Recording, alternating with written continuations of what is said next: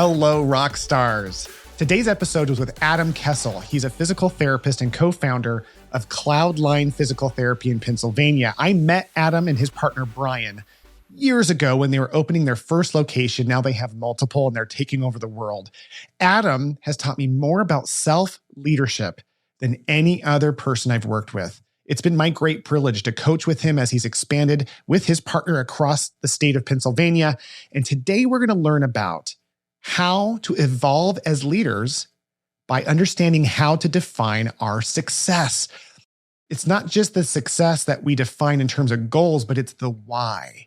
We're going to learn about the motivations that drive us as leaders and entrepreneurs and how, when we are misaligned in that space, that we create suffering for ourselves. So if you're in any kind of pain today, Rockstar, if you're in suffering and on any level as a leader, I want you to pay very close attention to this masterclass of self-leadership. It's my privilege to introduce Adam Kessel. Adam Kessel, how do you define success, my man? I define success at this juncture of my life as finding deeper and deeper levels of peace in my life. I think initially, I, like a lot of people, define success via what other people said. My parents, society, what we should do in school, what people were doing in the rest of the business. And the more I've learned and grown, I've realized that success to me is finding a deeper level of peace and alignment in terms of where I'm going in my life, how I'm affecting the world, how I'm affecting other people.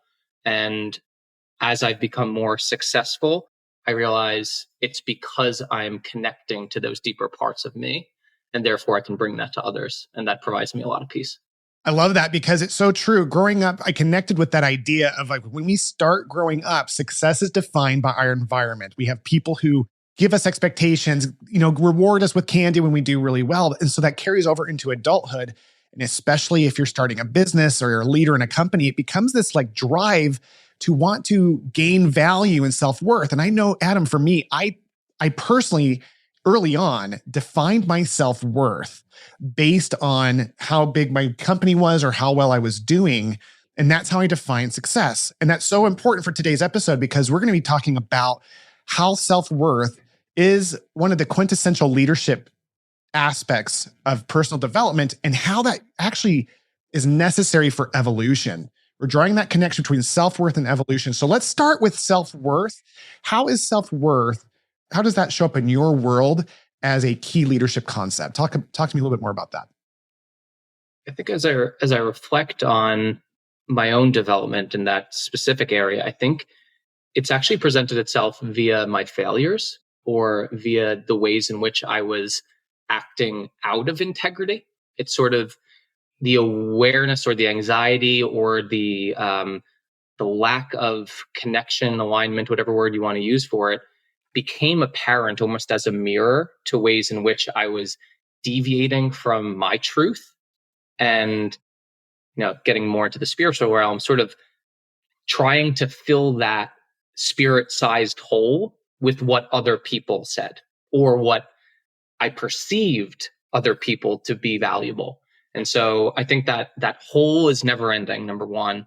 That sort of shined a light internally onto me so that I could connect to the parts of me that are more true, are more creative, are more specific to who I am. And the more I actually connected to that in my own being, the more I've learned to, have forgiveness, learn to grow in a way that is not based on others, but based on what I want to give to the world. And the more in which I've touched that, the more I've been able to see my own value, which has made me a better leader. Because if I feel, not in an egotistical way, but if I feel more comfortable, confident, and inspired, then I'm able to bring those positive qualities to my team, to my life. And so I think really it's actually more my failures that have led me to that insight more than any success externally.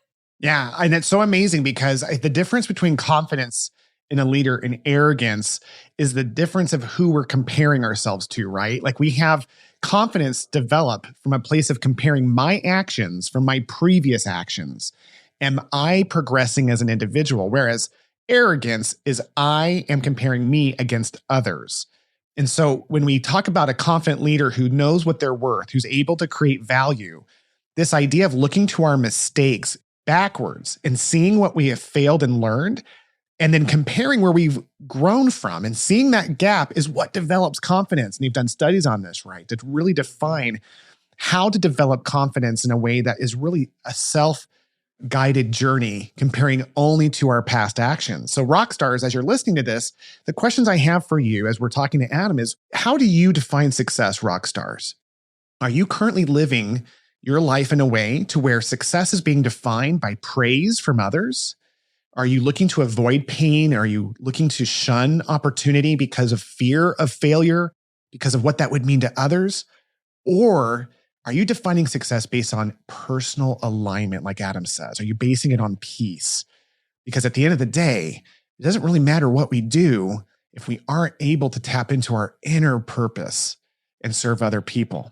So Adam, you talk a lot about the concept of self-worth in a way of learning from your past mistakes. So how does that play into evolving as a leader? Tell me a little bit more about that. The first thing that comes to mind is the adage of, comparison is the thief of all joy. And so you're not on the right track when your worth is not bringing you joy, whatever you perceive to be your worth. And so comparison for me can be external. It could be compared to other stories. It could be compared to other people's expectations, or it could be compared to an expectation of what I should be, or who I used to be, or where I expected myself to be at this point. And that process in and of itself is not very pleasant. I think anyone could feel that just doesn't feel good inside. And so I think connecting to the sense of joy and peace as a guiding principle, or almost as a compass, is the sign that you're on the right track. It's like intuition doesn't have a trigger. And if you don't feel supported, positive in your growth, then you'll typically have a trigger. It'll typically bring up some type of negative emotion or negative story. And so my journey in terms of evolution, I think, has been looking for that beacon in terms of the piece we described as a sign that I'm making decisions that are more in alignment with who I am and where I'm supposed to be going, knowing that I'll fail and I will learn, but coming from a state of self-compassion and knowing that I have that internal compass to guide me, no matter what storm comes. As long as I have that compass, then I can keep orienting towards that piece. Yeah. So it's a lot less about needing something down the road and more about listening to the here and now. Is that what you're saying? When I've felt the most stress, the most out of alignment in my life, whether it be personally, professionally, it's come with a state of anxiety or just a feeling like something's not quite right. In order to reorient, you need to have awareness in terms of what you're currently going through, what you're currently experiencing. And so, yeah, I think being present for what is, whatever it is, whether it's that state of misalignment or whether it's that calm inner guidance, I think the first step is being present. And there's this meditative technique that I've come to learn. It's called RAIN: recognize, acknowledge, investigate, and then I think N is nurture or nourish. And so first you have to be able to be with what is. And that's the main trick. And that's what I've really tried to come back to when I feel I'm getting off course, whether it's right now or in the direction I'm going. And so I've tried to use that as a guide for me. Hey there, Rockstars. Are you sick and tired of hiring expensive front office staff to spend months training them only to find out that they don't meet expectation, or worse, to have them quit on you, leave you in the lurches only to repeat the cycle? Then welcome to Virtual Rockstar, the only service created by a private practice owner for private practice owners and leaders to help them build their dream teams. Let us hire your next virtual rockstar for you overseas. These virtual assistants will blow your mind. Not only are they more talented and committed, but they're a lot more affordable and they can do all sorts of tasks from phone receptions, medical billing, patient scheduling, insurance verification, marketing, payroll, and more. And the best part is, Rockstars, not only are you going to save between $15,000 and $20,000 of profit per hire per year, you're going to bring a family out of poverty. So stop tolerating less than you deserve and start building your dream team with Virtual Rockstar. To learn more, email info@virtualrockstar.com. Again, that's info@virtualrockstar.com. And I think that's so important for the audience because Rockstars, if you're an entrepreneur or leader, you're probably an individual who isn't taking enough time to celebrate the current scene. Like, we are so focused on growth that when we have a success that occurs, we oftentimes just start focusing on the next problem and we don't pause and soak in the present success of what we've learned. As a parent of 4 boys, for me, this rings true, Adam, because I remember my oldest 2 kids, as I watched them grow up, I enjoyed them, but it was one of those things where I had no idea I was in those happy days as they were occurring. And so with my younger 2 boys, I show up so differently, less from a place of like trying to groom them into becoming men and more about celebrating where they are and what they've overcome. And as a result of that, their leadership, their ability to stay happy in the present has grown exponentially. And so for us as leaders, I resonate with what you're saying. And I hope, Rockstars, as you're listening to this, that you take some time to just look at what you've accomplished right now as you're listening to this, as you're driving in or home from work. What have you accomplished today? What did you accomplish over the last 6 months? Start thinking of these things. Start thinking the last year. What have you accomplished? And when you look at those ideas, it creates a sense of gratitude that will help you connect to the present. Because Adam, as he is teaching us, we're able to define happiness, success, and leadership by being where we are now. So my big question for you, Adam, is how does this evolution, and as you're saying, as you stay connected to yourself in the present, as you define success as being in alignment with what you're doing and being in peace, how then does setting future goals play into that? Because I think a lot of our listeners are getting thrown off, at least I do, when I'm like, okay, what do I want to accomplish in a year, 5 years, and I have all these plans? How does that play into being in the present and still open to the evolution that can only occur by finding alignment now? I think asking yourself why. Are you setting the goal to avoid being with what is now? Are you setting the goal in order to serve some greater value in your life? Whether it's, I want to grow the business X%. Well, why? I want to have this amount of money. Well, why? I want to have this amount of clinics. Why? Is it in service of something that's deeper than the goal itself as the guide? I think when the goal becomes the object, that's when we're inherently left suffering. I think if it's connected to a greater purpose in your life, whatever that may be, maybe that's to have more money for whatever reason. You want to have a certain lifestyle or to give your family a certain experience or to give back and to be able to donate X amount of money. It doesn't really actually, in my experience, it doesn't actually matter what the goal is, but it's the why behind it. And when the why is hollow, then I think, and then that's when that intuition component comes in. It'll just not feel fulfilling. And I think that's the hook of, in my experience, that's the hook of life, is looking towards the next thing in order to not have to be with the now. Because oftentimes the now can be hard to be with, even if it's really pleasant. Sometimes that level of intensity can be challenging to sit with. And then obviously when things are hard and challenging, that also can be very hard to sit with. So I think if you can connect the why and make sure that's pure in your heart, in your soul, in your spirit, then the goals sort of just unfold. And when they're not, then you'll feel that. Yeah, that was a perfect quote. I hope everyone wrote that down or gets it tattooed on their back, because having that idea of the why behind the future goal is what defines our personal alignment to it. The success that we'll actually experience is everything. For example, Jim Carrey, I just watched this last night. Jim Carrey, very successful comedian.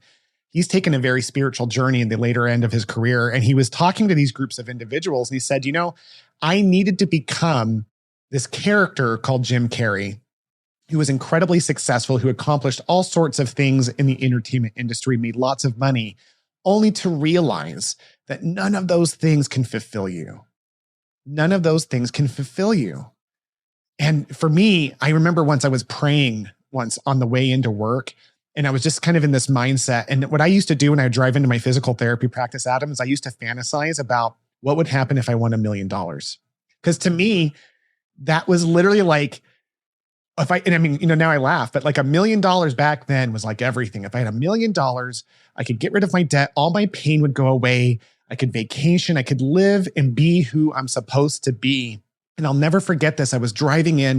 It was a peaceful morning. The sun was rising over the mountains in Florence, Arizona. And as I was driving in, I had this distinct thought come to my mind that money isn't the savior I should be searching for. And I don't mean this in any particular spiritual context necessarily. It does for me, but for other people, what is the thing that will save us is the fact that I was driving in and watching a beautiful sunset and that I was alive and that my kids were healthy. I had problems, no question. That's why I was fantasizing about winning the lottery. But at the end of the day, what you're saying right there is everything. Why do we want those things? Rockstars, think about your future. Rockstars, I want you to put in your mind, what is that thing you're chasing? Why are you chasing it? Are you chasing it to satisfy some sort of expectation from a spouse, your siblings, or parents? Even if they're gone, maybe those expectations are baked in such a way that you don't even know that they're running you. Why do you want to do the thing that you're doing? And really question yourself and ask yourself, what do you want to do? What do you want? Why did you want to become a healthcare provider in the first place? Was it because you were trying to satisfy something else? Probably not. Most people don't go into healthcare to become rich. It's because they want to make a difference. So what's the difference you want to make in the world? And then how aligned are you in the thing that you're doing now that can align to your purpose? So Adam, this has been a masterclass on self-worth and evolution. I want to throw this back to you for one final question. What is the end game for evolution in your mind? Is it definable? And if it is, what is that defined by? I think the idea that you ever get to the top of the mountain in and of itself is the hook. And if that's the goal, then you're inherently setting yourself up for failure. We all do it. Everyone is human. We all have the things we look forward towards, but that is part of the challenge. And so being with whatever stage you're at in a way that you're calm, equanimous, and aligned, I think that is evolution, and there is no end point to that. And that's my personal belief. Well, there's nothing else we can say on that. The one thing that does have an end is this episode, which is now coming to an end. So Adam, how do people get a hold of you? What's your call to action? Yeah, I would love if anyone is interested in these topics or is looking to be part of a community that's trying to grow in this way, whether it be via their business or their relationships and the rest of their life. I'm always looking to have conversations with people that are like-minded and interested in these topics. So, you could reach out to us at cloudlinept.com. My personal email is adam@cloudlinept.com. And I'd love to talk to you no matter where you're at, what stage, and always looking for people to connect with. Adam, thank you so much for being on this show. Thank you all. It's a pleasure. Rockstars, remember all the things that Adam taught us, the importance of staying present, understanding what we define success by, understanding what's driving us for future growth, and recognizing that nothing's more valuable than the here and now. So thank you, Rockstars, for being with us here and now. Until next time. Thank you for listening, Rockstars. And if you're one of the many medical professionals and leaders who have had it dealing with the drama of hiring and training people that you think are overpriced, then let's think about how virtual assistants can offload you to do what you love, which is changing people's lives. In the show notes, there's a link to jump on our calendar so that we can show you why LinkedIn shows that virtual assistants is the second fastest growing trend in healthcare next to artificial intelligence. At no obligation, we'll see if this is a fit for you. I hope to talk to you soon.